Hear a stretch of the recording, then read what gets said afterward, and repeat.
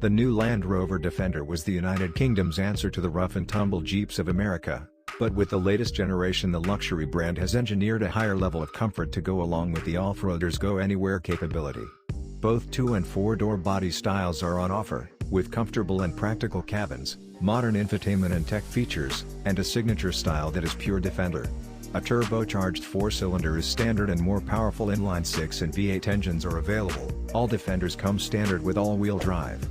From there, buyers are offered a plethora of advanced off-roading equipment, including locking differentials, a height-adjustable air suspension, and a special mode for wading through deep water. But the biggest benefit to the new generation Defender's setup is its superior on-road driving behavior, which gives it a level of refinement that rivals such as the Jeep Wrangler and Lexus GX can't match. The base P300 powertrain, a 296 horsepower turbocharged 2.0-liter 4-cylinder, seems peppy enough for day-to-day driving, so we'd stick with that. Those who plan to tackle serious off-road trails may find the optional 6-cylinder or V8 engines to be better choices.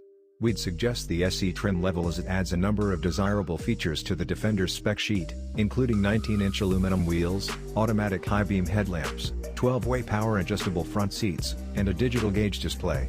Land Rover offers several accessory packages, each of which outfit the Defender with specifically themed features. There's also a bevy of personalization options available. The Defender is powered by a standard turbocharged 4-cylinder engine mated to an 8-speed automatic transmission.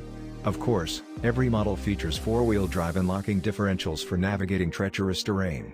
The Defender is also available with a 3.0-liter inline 6 which utilizes an electric supercharger and 48-volt hybrid system.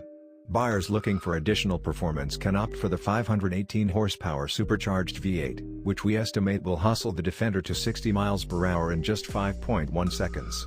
Unlike its predecessor, the Defender has a unibody construction versus a body-on-frame setup, and it replaces the old solid axles with a fully independent suspension.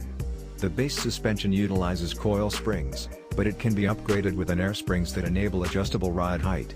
The Defender has 11.5 inches of ground clearance and the ability to ford through 35 inches of water, which exceeds both the Jeep Wrangler's maximum clearance and its wading ability.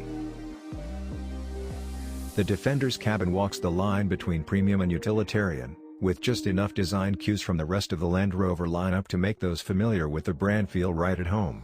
Exposed rivets in the door panels add a particularly rugged appearance, and a magnesium beam that runs the full width of the dashboard isn't entirely cosmetic, it's also structural. Under the infotainment display, a trapezoidal extension of the dashboard provides a place for buttons and switches for the climate control system and driving mode. The shift lever and ignition switch are also mounted on this center stack rather than the center console. In some models, the center console can be flipped back to create a jump seat between the driver and passenger, similar to a 3-across bench in some full-size pickup trucks. Cargo space behind the rear seat is somewhat limited, but on par with rival off-roaders such as the Wrangler, the rear seats can be folded to open up a much larger cargo bay, but those seeking to haul people and gear may want to look at the larger Land Rover Discovery or invest in a rooftop cargo carrier. The Defender's dashboard sports a 10-inch touchscreen infotainment system that runs a new interface for Land Rover called Pivi Pro. A larger 11.4-inch display is optional. Compared to the rest of the Land Rover lineup's Touch Pro Duo interface, the Defender's system relies on a single touchscreen instead of two, offers quicker response times, and can handle over-the-air software updates for future releases. Apple CarPlay and Android Auto are both standard, as is an in-dash navigation system, a 6-speaker stereo, and an onboard Wi-Fi hotspot. Both 10 and 14-speaker Meridian stereo systems are optional features, and buyers of higher-end Defenders receive a digital gauge cluster and a head-up display.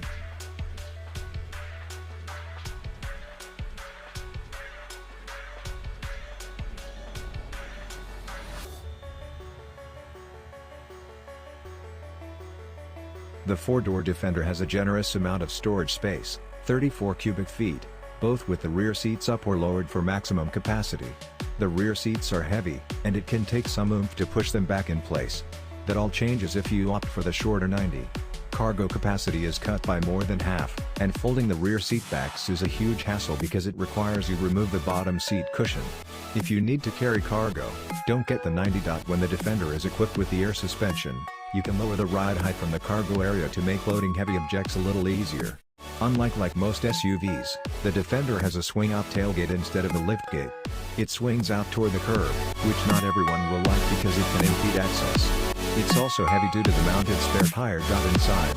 The Defender has long shelves for the front seats and multi-level storage by the center console.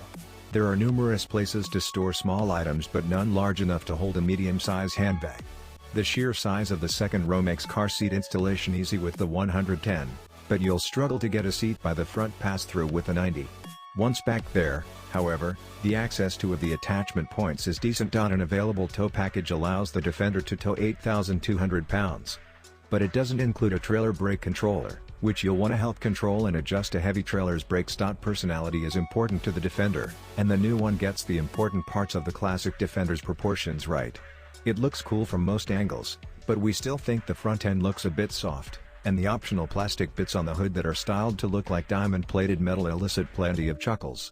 We wish it looked a bit tougher. The Defender drives with refinement and dignity whether you're on or off-road. While the level of electronic control is nifty, we find it more satisfying to manually engage diff locks and low range with physical buttons and levers.